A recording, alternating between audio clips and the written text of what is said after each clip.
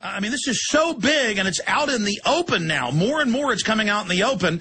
Give us your breakdown on all of this, G. Edward Griffin, and the discovery of Monsanto developing these aluminum-resistant seeds. Well, I certainly have to go along with the general observation that corporations like Monsanto, they're certainly not the only ones in the field. They're, they have buildings full of scientists and marketing experts who are looking for ways to make money using, their expertise, which is geoengineering. So naturally, we know that they have to be looking at this just from a pure business point of view. Well, they admit they are. Yeah, they admit they are. They brag about it, and they tell their stockholders that's what they're doing, and that's on the basis of how they pay dividends and all that sort of thing.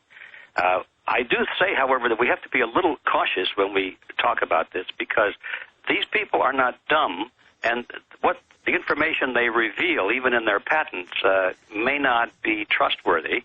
Because, for example, now I don't want to get too deeply into this, but just to give you an idea of the pitfalls and the minefields that are out there for us, I've been talking with a biochemist recently that's said, well, the kind of aluminum that is in the patent that we're talking about is an aluminum which, believe it or not, is considered to be acidic. Depending on the molecular form of it, there is a form of aluminum that is acidic. At least it's more acidic than other forms, which are clearly in the alkaline range. And he said that if they sprayed that on the soil, it would have the effect of actually preserving the acidic quality of the soil rather than making it alkaline. I said, how can that be? Well, he explained it to me, and he convinced me. He's a scientist. He's a PhD guy. This has been his life work. And I said, oh, I see, because of the cations or the little electron connections, it measures as more acidic. That's right. So we both concluded that, well, that means that what they're spraying may not be what they patented for. It may be something else. Oh, absolutely. There's hundreds of patents. In fact, I'll show listeners this right here. This is just one of the folders of our research for our chemtrail film. And we know it's a whole bunch of different programs and operations. But here's the $64 million question then to both of you. What type of aluminum do they find on Mount Shasta? Well, if they didn't test for any specific type of aluminum, however, getting back to the patents, I've spoken to a lot of scientists as well. In the concern, while everything that Ed says is truly correct, aluminum can easily be activated because it's a very complex metal. So, while Ed is 100% correct with what he says, there's still that doubt because they are spraying aluminum and it can be activated very easily. So, we don't want to completely rule that out. However, it is something that we're careful. That's the only thing. We just have to be careful. And I might add, just to finish this out, that this fellow I was talking to said, well, there's another aspect to this that has nothing to do with pH. I said, what? Wow, what could that be? He said, well, he said all forms of aluminum tend to inhibit the ability of a plant to uptake moisture. So maybe we're looking at the wrong thing at this pH level. Any form of aluminum will inhibit the plant's ability to uptake moisture. And that's the reason that these seeds have to be genetically modified to deal with the moisture question, not necessarily the pH question. So it gets complicated. Look, regardless, they've covered up the program. We know the program's real. We have Michael J. Murphy, one of the producers and directors of What in the World Are They Spraying, the powerful new film. We have the interview we did in person with G. Edward Griffin last week, mixed into a new trailer up at Infowars.com. and PrisonPlanet.com for What in the World Are They Spraying. We premiered that earlier in the last hour. Here's this giant folder I've got. While they're talking, I'm going to be flipping through it. We've got a giant section on patents, including something I've never seen anybody cover, for mixing aluminum dioxide and things with jet fuel to disperse it. I mean, this is incredible. And this is just one small folder, even though it's about 4 inches tall, of all of this garbage that's going on. And I think what G. Edward Griffin said is absolutely accurate. We don't know the larger operation. We just know that old-timers did test and said it's aluminum dioxide, barium salts, and other things. And now they admit, oh, we want to do tests with this to spray from jets. I mean, it's exactly what the old-timers analyzed it to be. And we know there's a weather modification, an over-the-horizon radar use of this. I mean, there's a lot of things going on here, G. Edward Griffin. Well, that's right, and it's enough to make your head spin, and sometimes I think that's not to our advantage. We cover too much, and people get in overload, and they tend to just drop away because they can't hold it all up there the first time around. But I think the bottom line, and the thing to keep really focused on, is that the evidence is now overwhelming that they are dumping toxic stuff on us. They're spraying toxic stuff on us, supposedly for our own good. And to make matters worse, they're lying about it. That's all we really need to know. Before we ought to be energized into action with that information. Whether we understand all of the rest of this is, it's almost secondary. They're spraying us, they're killing us, they're making us sick, and they're lying to us about it. That's right. I remember about 5 years ago, a caller called the show, and because you don't know the term to search for, we had a lot of government documents about weather modification and chemtrailing, but nothing. We have like 1,000 times now. I mean, I'm buried in it to my neck.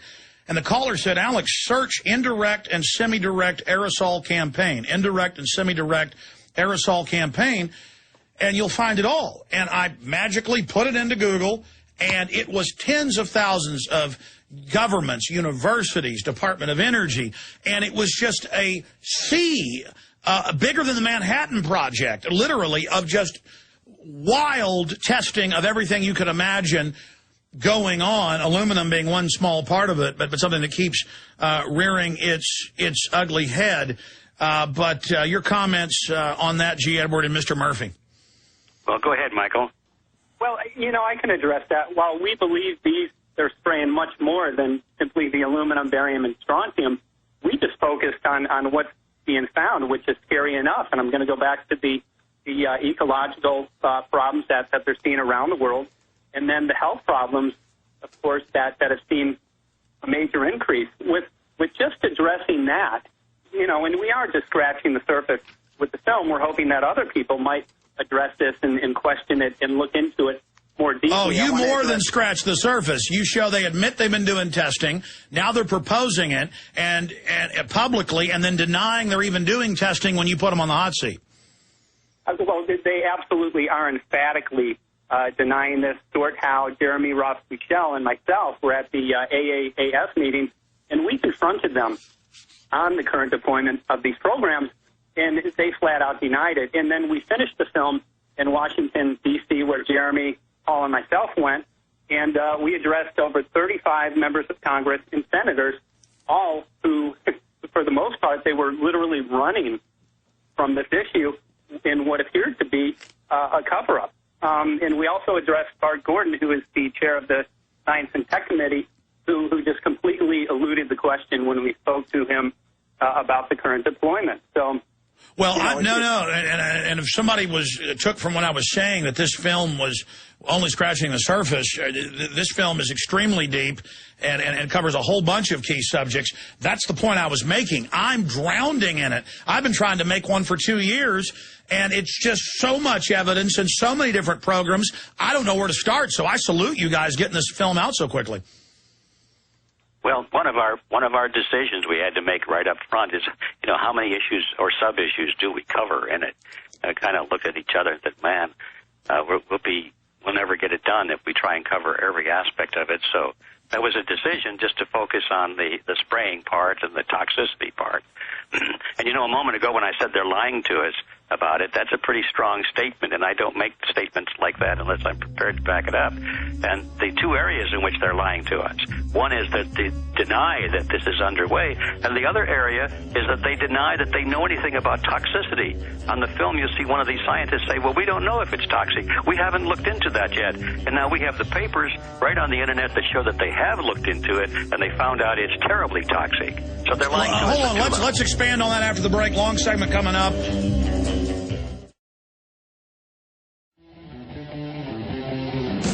Defending the Republic from enemies, foreign and domestic.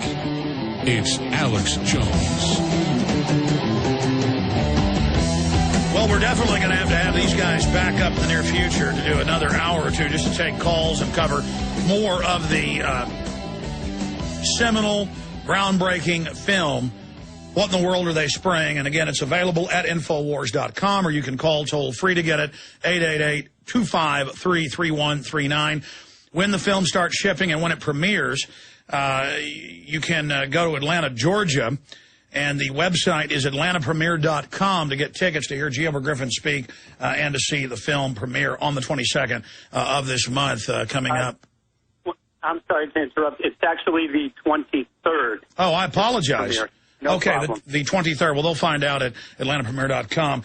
Now, gentlemen, continuing here. G. Edward, you got cut off by the break. You were getting into how they're lying, how they're trying to cover it up, and you find the very scientist-owned papers, and I'm showing a Council on Foreign Relations paper that they put out 3 years ago, where they just came right out and admitted geo-engineering workshop on unilateral planetary scale geo-engineering, and oh, guess what? They talk, all these government heads talk about chemtrailing, spraying the atmosphere with aluminum dioxide. So, G. Edward, please continue. Yeah, I think it bears repeating, Alex, because I've said that these people are lying, and that's a very strong statement. I wouldn't say that unless it was easy to prove. They're lying at two levels. First of all, they say that the spraying activity is not going on. They're just discussing it. And well, we've got that nailed. That's for sure. That's been going on for at least 10 years and longer. But now, to me, more important than that is that they say, well, they don't know whether this stuff is going to be harmful to health or not. They say, well, we haven't looked into that yet, but we certainly must do that. We won't start this spraying, you understand, until we've checked that out and made sure that, it's okay. And now we find out that there are documents all over the place, and you can even get them on the Internet, documents showing research studies put out by the military, for one thing, where they've checked into the toxic effects of these compounds. And the conclusion of these reports is that they are highly toxic. So you know that the scientists who are promoting this are aware of those tests. So that means that they're lying to us. Now, this is serious stuff. And we're talking about the survival of the human race, and they're lying to us about it. So I can't think of it. If this doesn't make somebody mad, I don't know what will. They must already be drinking too much fluoride in their water. Well, there's a major parallel, and I want both of you to speak to this, Mr. Murphy first. The parallel is 20 years ago, or 19 years ago to be technical, the Army's own reports said depleted uranium is deadly. We can't use it in regular combat because it will increase cancers, organ failure. It's deadly. Then they went ahead and used it in 91. Now they're using it at shooting ranges and proving grounds everywhere. They're using it in wars in Serbia and in Afghanistan and Pakistan and Iraq. And it's 15 times the birth defects and cancers in children in Iraq in the cities where it's used. That's British Medical Journal. It's 3 to 4 times deformities and cancers in troops. They know this, and they just have made the decision, we're going to use this and put it out everywhere. And it goes to not just Tuskegee, but now, oh, we're sorry, we shot up men, women, and children with syphilis by the thousands in Guatemala. That came out late last week. And this really goes to the point of they put out video games for kids like Super Mega Worm, where you go around as a worm, ridding the earth of humans, killing women with baby carriages and police. They have Al Gore, climate, funded groups like 1010 out saying, if you're not going to do something about global warming, we're going to kill you. And it shows them murdering children. I don't know if you've seen that.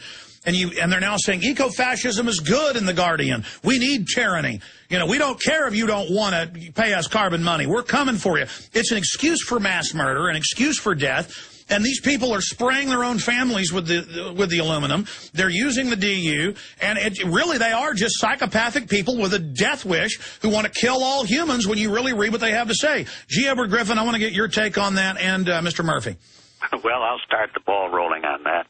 I'm sure you're right, Alex. There are a lot of psychopaths out there that really hate the human race, and that they've been so indoctrinated, I suppose, that they feel that all of the problems of the world, especially the ecological problems, are a result of that ugly species called Homo sapiens. And so they kind of think of themselves as being godlike and not really Homo sapiens themselves.